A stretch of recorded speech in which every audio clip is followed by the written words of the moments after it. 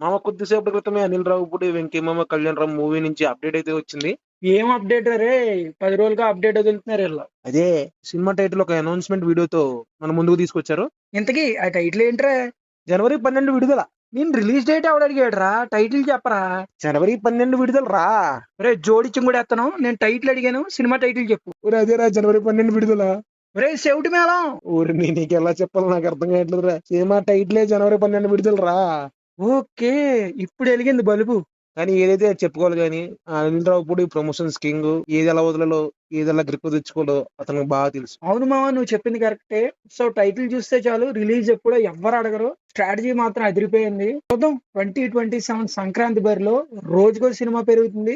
ఇప్పటికే 6-7 సినిమాలు అఫీషియల్ గాను అన్అఫీషియల్ గాను రేస్ లో ఉన్నాయి. ఇంకెన్ని చేరతాయో. ఎన్ని వచ్చిన అనిల్ రావిపూడి సినిమా అంటే ఫ్యామిలీస్ అందరూ వెళ్తారు. Whatever, all the best team. జనవరి 12 విడుదల.